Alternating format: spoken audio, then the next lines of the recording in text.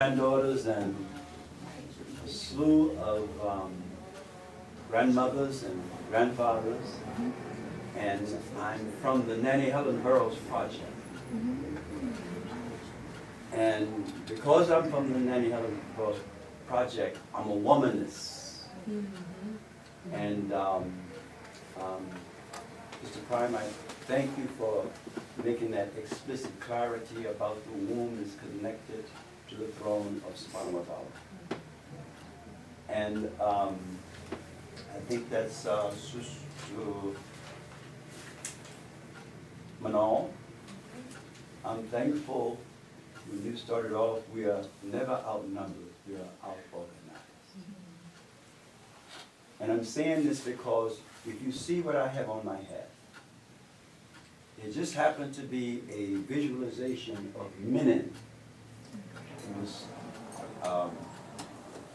Actually, she's on the right, if you look at the picture.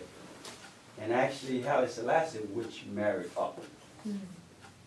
And I was listening to Sister Pam when you were talking about the four.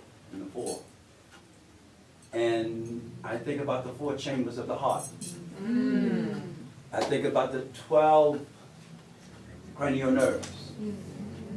I think about the so-called 22nd letter of the Greek alphabet, which is Christ. I think about the 4, which is for Ma'at. And since my daughters and my granddaughters were not able to be here today, I am so thankful that I had the opportunity, because I consider it, I'm trying to think of the word, in some language they call it a Kairos moment. In another language, it may be called a moment of Subhanahu wa Ta'ala. But what's the beautiful thing about it is that I hope, not that you are not doing this already, because I know you are, but these kinds of interactions can spread to some of these, daycare centers, as well as some of those people on those college campuses. And as I take my seat, you have shared with me that it's far easier to train up children than to prepare adults. That's a paraphrase that's attributed to Frederick Douglass, but I guarantee you, when you look into it, he got it from a nurturing.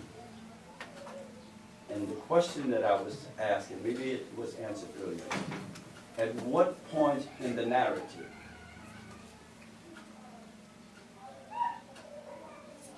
did we begin to make a 45-degree, a 90-degree, an 80-degree from that which is the balance? Because we have to be very careful. Because I love what you said. Just because you're pro-women, you're not anti-whatever. Because you're not anti, you're just pro. Right.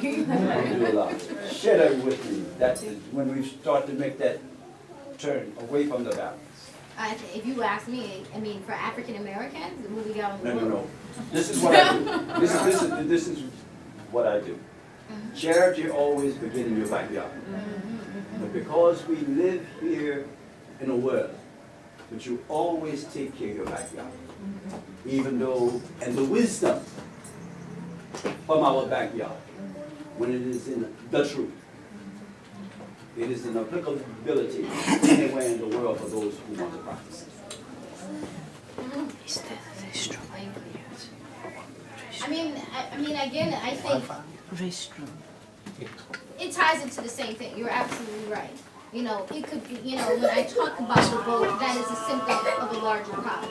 Colonization, right? Those who are seeking more power and control than they have earned, that they have right to. And so, with that,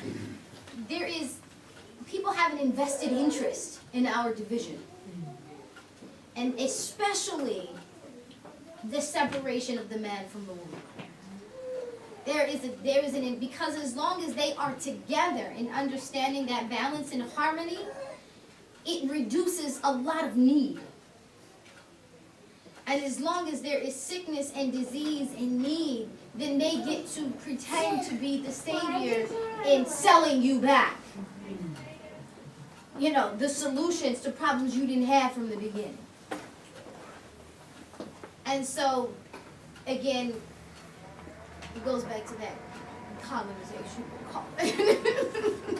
And I would say part of that was the separation that was created between us and the land, right? I mean, when you look at the connection that humans have, like, again, we're part of a larger social fabric, and when we started getting moved away from Earth, and we started getting moved away from the land, and I mean, like, think about how we live today. Like, we don't even know the food we consume, we don't, all of that created and enhanced that separation. And when I talk about the, you know, global war on women and the global war on feminine, we're not the only targets. For the divine masculine to exist, it must hold the divine feminine.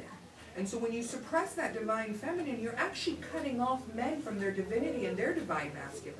And so it's a way of complete control, but you know, and I mean, war really, really shows this, to control societies, control women. And so it's not just targeting women for women's sake because we're the easier target, or, you know, the military calls women soft targets and stuff. It's not just that.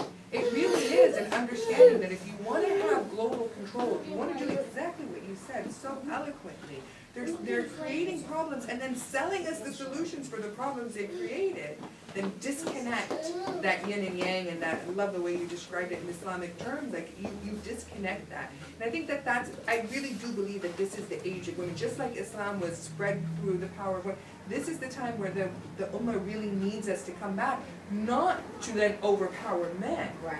but to create that balance again, to bring us together. And I really believe it's beyond the Ummah. This is what the world is screaming out for, the type of extremism that exists today. And everyone talks about ISIS and Boko Haram, but people don't talk about Burma. They don't talk, I mean, if Buddhist scripture can be twisted into violence, no scripture is safe. People don't talk about the Central African Republic, where Christian militias are pushing Muslim families out, and then they open bars in the homes and they slaughter pigs to ensure they can't return. And so, you know, the violent extremism with a religious tone is really calling for healing. And I tend to believe that just like human nature, you know, you tend to, everyone knows, you know, when we have that we get attracted to that bad friend or that bad relationship, it's trying to heal. It's trauma that's trying to heal. And I believe that the world is now calling out for healing of our past. North Dakota, Black Lives Matter, is America's chance to heal its past. The patterns will repeat itself. Islamophobia is just another form of fascism. It's all being called out where people are saying we need healing. And I think that that's where the women will step forward and say, you know what, we're going to heal, but we're going to heal as one. We're not going to heal separately. We're going to heal as one. And I think that that's what we're beginning to witness today. I also think there's all of this, in terms of my personal faith perspective, is a divine test, right? You're told what we're supposed to aspire to, you're shown it during the prophet's life and what he's trying to establish. And then as we slide back, how hard will the Ummah, how hard will the world work to bring it back to the mores we started with, the baselines?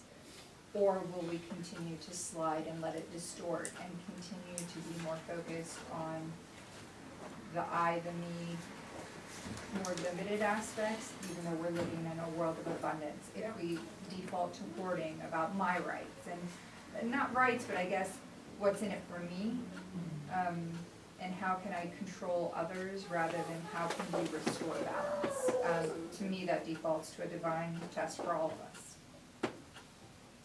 Anyone else? My name's Nathan Farmer from East Tennessee, and there's a group of us from ETSU, which is a university in East Tennessee. I'm going to Nashville on Wednesday. We're actually, this is our spring break, and we're here all this week in the Capitol studying religious plurality.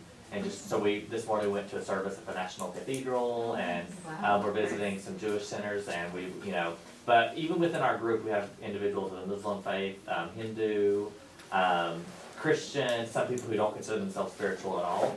So a lot of these topics that you all brought up, whether it be Islamophobia or the war on the feminine or women's rights or health care, their bodies, that sort of thing. What role do you think people of faith from all backgrounds have in supporting these causes, especially when it comes in terms of Muslim women?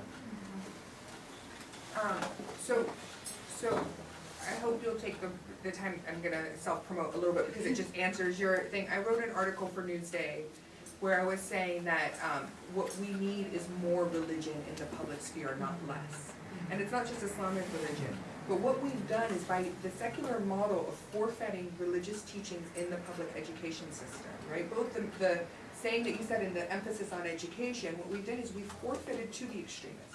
And the extremists, again, it's not only the form of ISIS, but the extremists that exist here. They've stepped in and they've claimed religion in ways that the majority don't understand and don't comprehend. And so suddenly, the only people who are speaking religiously, all the alt-right and ISIS, right? They're the loud ones.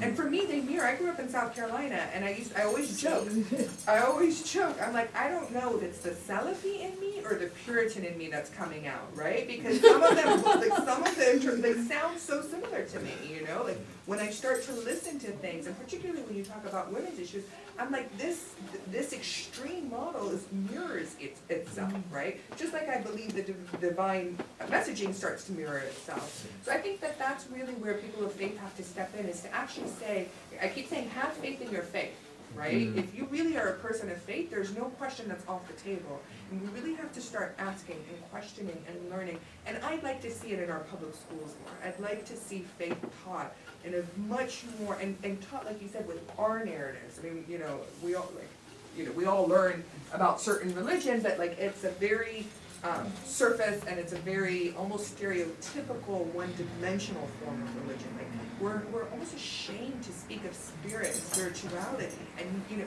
that is who we are. And so I think that's what people of faith can do, is really, you know, not only want to be seen but see others. And to encourage for us not to just I mean, I do believe in separation of church and state in terms of the political, but in terms of the educational, in terms of what we're giving our youth and what we're giving our children, it has to be part of our curriculums, it has to be part of our process, like our public systems. I mean, I think to keep doing what you're doing. I mean, the fact that you're coming together, you know, as different faiths and different backgrounds, and choosing to educate yourselves in different, you know, areas and within different traditions, and being in that space, right? Not just wanting someone else to kind of talk to you about that experience that doesn't belong to that experience, right? So that you get an authentic voice. I think that's key. You know, I think that's, you know, you can, when somebody starts to talk about, for example, well, Muslim women are really oppressed, for you to say, no, well, actually, I sat in front of 3 Muslim women, and I'm pretty willing to say, I don't know,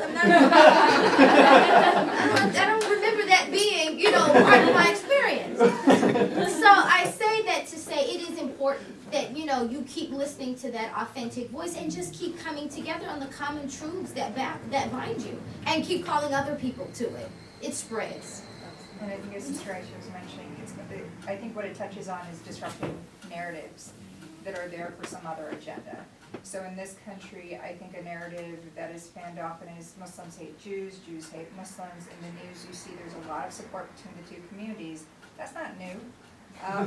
It's just not new. And in the Quran, It's just not news. right,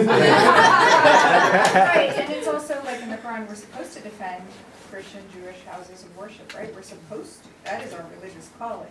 But it's news. Why? Because there's a prevalent narrative of religious people of faith don't get along with each other. So faith is this backwards, very uneducated kind of thing that makes people dumb, right?